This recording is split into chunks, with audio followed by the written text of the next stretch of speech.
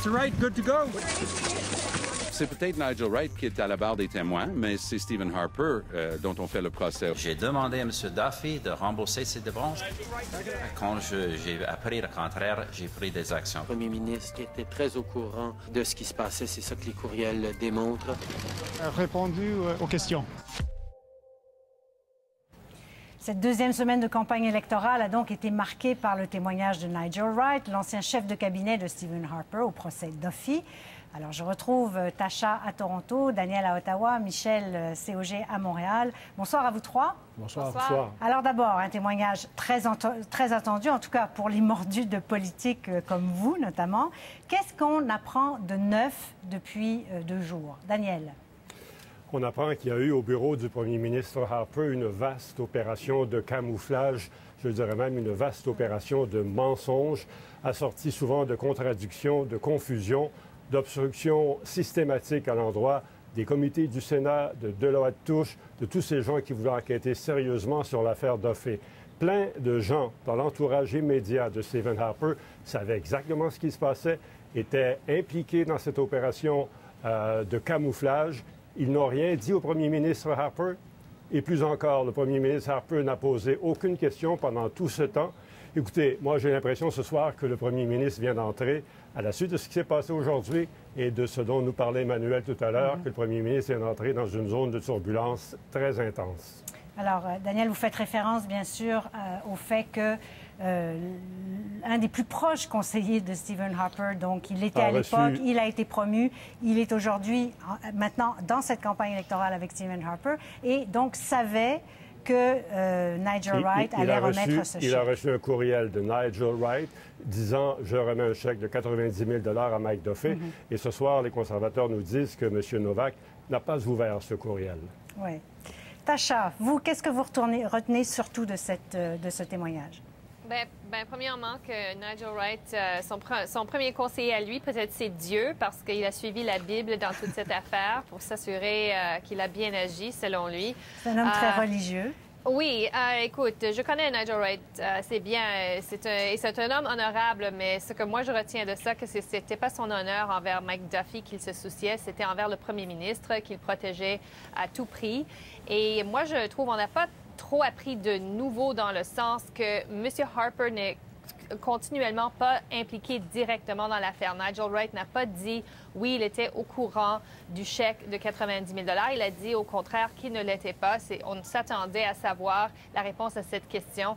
Alors, même si les proches du premier ministre étaient au courant de cette affaire, comme on sait maintenant, M. Harper, toujours, on ne peut pas prouver qu'il était lui-même impliqué directement, ce qui est la seule bonne chose dans ces nouvelles pour les conservateurs. Oui, autrement, la semaine a été plutôt difficile. Michel, oui. Vous avez l'air sceptique.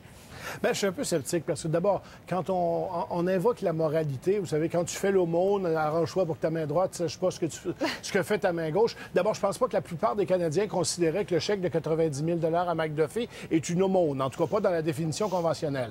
Alors, ça, c'est la première chose. Et si on veut s'inspirer de la moralité chrétienne comme ça, bien, la moralité, c'est aussi de dire la vérité. Or, de toute évidence, M. Wright n'a pas dit la vérité aux Canadiens sur la... On espérait que les Canadiens achètent l'histoire que Mike Duffy avait remboursé le Trésor public.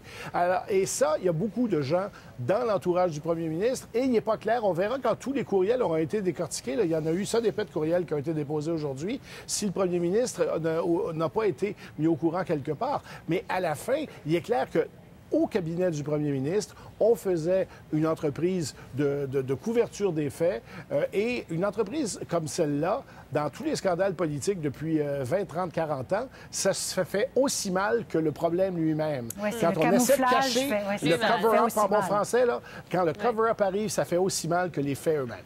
Oui, et ce qui rend tout ça difficile, c'est que tous ceux qui connaissent bien Stephen Harper savent qu'il contrôle tout et qu'il veut tout savoir ce qui se passe autour de lui. Et c'était pour son gouvernement et pour le Parti conservateur quelque chose d'explosif, de très dangereux, qu'il n'ait pas posé toutes les questions. Écoutez, moi, je veux bien faire un acte de foi. J'ai déjà été croyant. Je veux bien faire un acte de foi. Je veux bien croire en Dieu comme Nigel Wright. Mais je ne peux pas m'empêcher d'avoir des doutes. Parce que quand même, quand on parle d'une opération de camouflage, on se rend compte, avec tous ces courriels, que ça impliquait beaucoup de monde au bureau du premier ministre. Énormément. Et dans sa garde rapprochée, Tasha. Oui, certainement.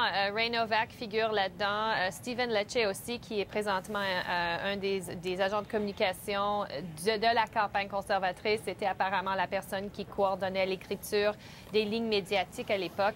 Alors, il y a beaucoup de gens qui sont encore dans le décor des conservateurs qui sont nommés dans ces courriels-là, ce qui fait penser, bon, est-ce qu'on peut croire ce que la campagne dit présentement si on était aussi intéressé à la subterfuge ou au subterfuge il y a deux années dans cette affaire? Mais quand on regarde tous les efforts donc, qui ont été mis pour camoufler ce qu'avait fait, pour protéger le premier ministre, protéger le gouvernement, camoufler ce qui était arrivé, on peut se demander pourquoi, à un moment donné, personne ne s'est dit, bon, mais Mike Duffy, il a fait ça, ben, peut-être qu'il est temps de le sacrifier et de le laisser tomber, non, Michel?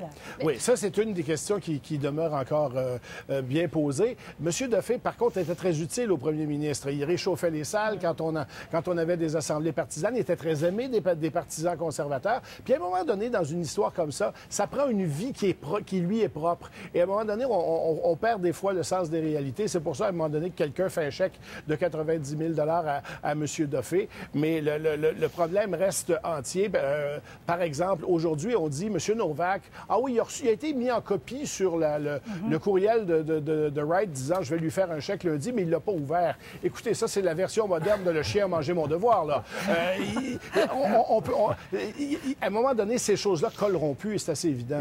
Et vous savez quand, pardon, Daniel, Tacha, vous savez quand un ministre se met les pieds dans les plats, quand un ministre devient embarrassant pour un gouvernement, n'importe lequel gouvernement, au Québec, en Ontario, au fédéral, on laisse aller.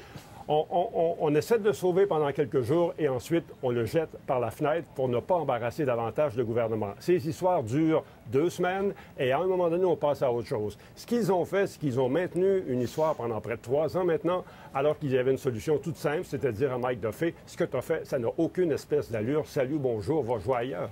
Oui, mais ce qui est intéressant pour moi, c'est que Nigel Wright a dit effectivement qu'il ne croyait pas que ce que M. Duffy a fait était contre la loi. C'était contre l'éthique, mais pas contre la loi. Et ça, c'est très important parce qu'on comprend peut-être un peu mieux pourquoi M. Duffy a dit, écoute, je ne veux pas jouer le jeu, je ne veux pas repayer ces sommes-là, je n'ai pas à les repayer.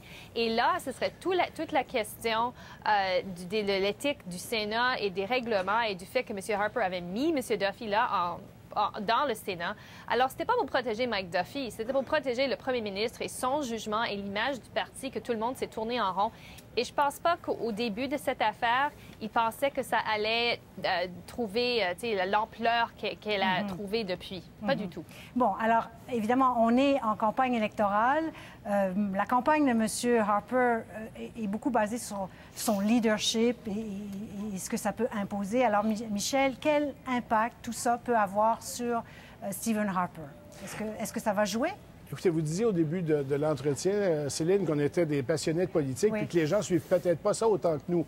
Mais ce que ça a comme effet, et ça c'est très clair, c'est que les gens entendent parler maintenant depuis 2 jours qu'au bureau du premier ministre du Canada, il y avait de la magouille.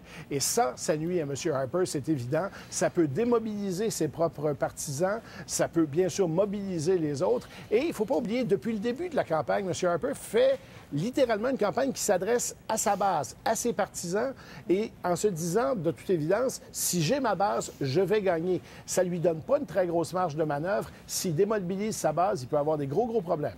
Ouais, et cette base, c'est quoi? C'est 30 de Canadiens qui ne voteront jamais pour un autre parti que le Parti conservateur ou qui resteront chez eux. C'est des purs et durs conservateurs. Mais pour gagner, Stephen Harper, il a besoin de 34-35 pour un gouvernement minoritaire, 37-38 comme la dernière fois pour une majorité.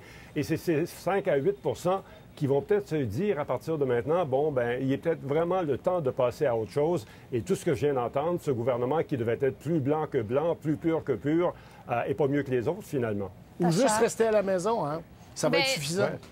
Oui, c'est vrai, sauf que on est en début de campagne. Et je pense que c'était une décision stratégique des conservateurs d'ouvrir la campagne aussitôt pour essentiellement laisser perdurer cette affaire pendant quelques jours et ensuite passer à autre chose. Après que M. Wright n'est plus le témoin, le procès ne va pas être aussi intéressant. Les autres questions de la campagne, les autres annonces, les autres débats, tout ça va survenir. Et je pense que les conservateurs espèrent qu'à la fin de la journée, oui, ça a rappelé aux Canadiens les problèmes éthiques du gouvernement, mais qu'ils vont analyser ça et dire que c'était pas la chose qui vont les pousser à l'urne. Ça va pas être la question dominante à l'élection même. Donc, ce que vous dites, c'est que les conservateurs ont déclenché l'élection en toute connaissance de cause, en Absolument, sachant que ça leur nuirait pas tant que ça?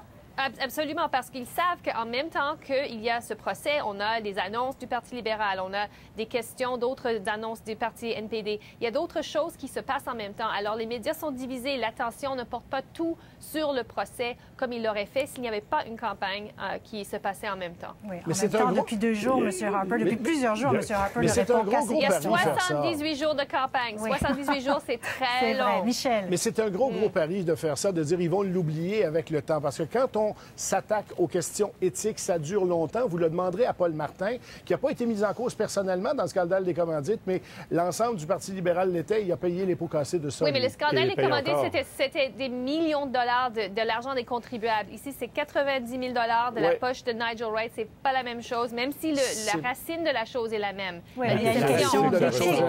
C'est pas le même montant d'argent. Mais il y a une question d'éthique quand même. Ben voilà. Oui, absolument. Absolument. Oui. Daniel.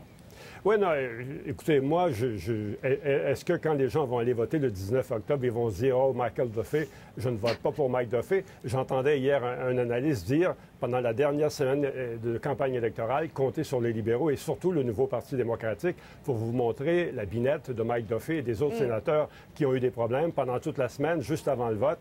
Ça va suivre M. Harper, à mon avis, jusqu'à la fin de la campagne. Ce ne sera peut-être pas le sujet principal des prochains débats télévisés. On va sûrement revenir sur des questions d'éthique, mais ça va le suivre et l'embarrasser jusqu'à la fin de la campagne. Je suis certain qu'il aimerait bien mieux pas avoir ce boulet-là au pied. Pendant ce temps, les autres chefs de parti s'en sortent comment dans cette 2e semaine? Un petit mot, Michel? Écoutez, M. Trudeau surprend quand même encore un petit peu. Et depuis que la campagne a commencé, il performe très bien. Je pense pas qu'on ait encore vu le vrai Thomas Mulcair. On lui dit trop de sourire et de pas être lui-même. Ça commence à paraître. On disait à Washington, « Let Reagan be Reagan ». Si j'étais néo-démocrate, je dirais « Let Mulcair be Mulcair ». Qu'il soit lui-même, il va probablement être plus efficace. Au Québec, ce qui est en train d'arriver, c'est vraiment une descente aux enfers du Bloc québécois et de Gilles Duceppe. Qui a perdu l'appui de la FTQ. Perdu l'appui de la FTQ. Aujourd'hui, M. Péladeau a fait une conférence de presse en blâmant M. Mulcair sur les pipelines, ensuite en disant il y a trop de nuances à faire sur les hydrocarbures, je ne peux pas vous répondre en 30 secondes. Ça n'aidait pas M. Duceppe non plus. Bon, 10 secondes, Tasha. Moi, je pense que ce qui m'a surpris le plus, c'est la sottise que Justin Trudeau a dit cette semaine sur l'économie. L'économie du cœur? L'économie du cœur, ça veut dire quoi? C'est un non-sens du tout. Qu'il retrouve non seulement le langage, mais le sens économique, parce que c'est l'enjeu principal de la campagne à la fin de la journée. Alors, le contre-interrogatoire se poursuit de M. Nigel Wright. On aura l'occasion de s'en reparler. On vous retrouve la semaine prochaine. Merci beaucoup à vous trois. Au revoir. Merci. Au revoir.